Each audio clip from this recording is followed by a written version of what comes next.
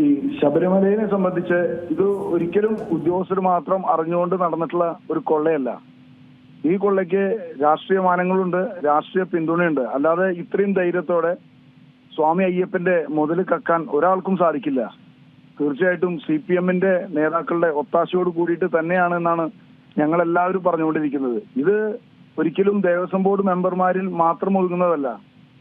ആ കാലഘട്ടത്തിലെ മന്ത്രി ഉൾപ്പെടെ, ആ കാലഘട്ടത്തിലെ ദേവസ്വം ബോർഡ് പ്രസിഡന്റ് ഉൾപ്പെടെ, ഇപ്പോഴത്തെ ദേവസ്വം ബോർഡ് മെമ്പർമാരും അതുപോലെ പ്രസിഡന്റും ഉൾപ്പെടെ അന്വേഷണത്തിന്റെ പരിധിയിൽ വരണം. ഇവർക്കെതിരെ തക്കതായ ശിക്ഷാ നടപടികൾ ഉണ്ടായാൽ മാത്രമേ നമ്മുടെ സംസ്ഥാനത്തെ അമ്പലങ്ങളിലെ അമ്പലം വിഴുങ്ങികളായിട്ടുള്ള ഈ വക നേതാക്കളെ എല്ലാം നിയമത്തിന് മുമ്പിൽ കൊണ്ടുവന്നാൽ മാത്രമേ നമുക്ക് ഈ കേരളം പോലൊരു സംസ്ഥാനത്ത് ഇങ്ങനെയൊക്കെ സംഭവിക്കുന്നത് നിർത്താൻ സാധിക്കുള്ളൂ എന്നുള്ളതാണ് വ്യക്തിപരമായിട്ട് പറയാനുള്ളത്. താങ്കൾ നേരത്തെ പറഞ്ഞതുപോലെ ഇതിലിപ്പോൾ ഈ ദേവസ്വത്തിന്റെ ഉദ്യോഗസ്ഥർ മാത്രമല്ല എന്നുള്ള കാര്യവും നമുക്കുള്ള ഒരു സംശയം തന്നെയാണ്. ഇതിൽ മന്ത്രിമാർക്കുൾപ്പെടെ, ആ സമയത്തുണ്ടായിരുന്ന മന്ത്രിക്കുൾപ്പെടെ ഇതിലൊരു പങ്കുണ്ടാകാൻ സാധ്യതയുണ്ടല്ലോ. അതുണ്ടെങ്കിൽ തന്നെ ഈ ഒരു അന്വേഷണത്തിൽ അത് തെളിയാൻ എന്തെങ്കിലും സാധ്യതയുണ്ടോ? നിങ്ങൾ ഒന്ന് ആലോചിച്ച് നോക്കൂ. ഇത് ഏകദേശം 4 കിലോ സ്വർണം ഇപ്പോ തന്നെ കാണാനില്ല, പ്രാഥമിക അന്വേഷണത്തിൽ തന്നെ കാണാനില്ല എന്ന് പറയുമ്പോൾ എത്ര കോടി രൂപയുടെ സ്വർണം അവിടെ നിന്ന് മോഷണം പോയി.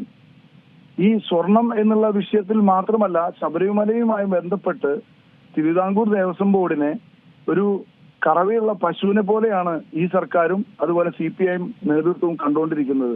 അത് തന്നെയാണ് ഇവിടെയും സംഭവിച്ചത്. അപ്പോ മുതിർന്ന നേതാക്കൾ കോടിക്കണക്കിന് രൂപയുടെ അഴിമതികൾക്ക് നേതൃത്വം കൊടുക്കുമ്പോൾ എന്തുകൊണ്ട് ഞങ്ങൾക്ക് ആയിക്കൂടാ എന്ന് പലപ്പോഴും ദേവസ്വം ബോർഡ് പ്രസിഡന്റും ദേവസ്വം ബോർഡ് അംഗങ്ങളും ഒക്കെ നിശ്ചയിക്കുന്ന ആ ഒരു തീരുമാനത്തിൽ നിന്നാണ് ഇത്രയ്ക്കധികം ധൈര്യം വരുന്നത്.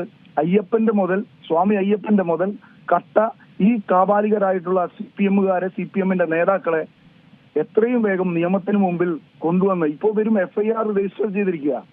ഇതിൽ കൃത്യമായ അന്വേഷണം നടക്കണം.